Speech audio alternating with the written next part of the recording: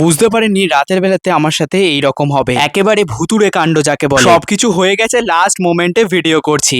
আজকে আমাদের বাড়িতে সঞ্জনা তো এসেছিল, সাথে আবার বৃষ্টিও ছিল, সাথে কেয়া আর রানাকেও আসতে বলেছিলাম। সবাই মিলে জমিয়ে আড্ডা দিলাম সন্ধ্যাবেলা। খাওয়া দাওয়া শেষ করে মনে পড়েছে এই রে আজকে তো ভ্লগ করা হলো না। আর ওদেরকে বাড়ি ছেড়ে দিয়ে আসার পরে রাস্তায় দেখায় এনার সাথে। আগেও দুদিন খেলা করেছি, আজকে তো একেবারে চিনে গেছে, কিছুতেই ছাড়বে না, এখন ওর সাথেই খেলা করতে হবে। ওকে রেখে বাড়ির দিকে তো এগোলাম, তবে এই রাস্তাটা একটু বেশি ভয় লাগছিল। দেখলে তো একটু আগে কিভাবে বিড়ালটা রাস্তা কেটে গেল, এরপর থেকেই যেন মনে হচ্ছিল কিছু একটা হচ্ছে। একে তো হেঁটে হেঁটে বাড়ি যাচ্ছি, তাও আবার রাত প্রায় অনেকটা হয়ে গেল। স্ট্রিট লাইট গুলো জ্বলছিল ঠিকই, তবে খুব বেশি আলো নেই। আর এরপরের রাস্তাটা তো আরো ভয়ানক, একেবারেই অন্ধকার। আগের দিন এই রাস্তাটাতেই কিছু একটা দেখেছিলাম, তবে আজকে আর কিছুই দেখতে পাচ্ছি না। ভয় ভয়ও লাগছিল মনে মনে। আর তারপরেই এলো একটা গাড়ি। যাক, আজকে আর এখান দিয়ে একা ফিরছি না, একটু হলেও ভয়টা আমার কমলো। এখানটা পেরিয়ে গেলেই আর চিন্তা নেই। অন্ধকারে এই রাস্তাটা একটু ভয় ভয় লাগে, একেবারে আলো নেই যে এখানে।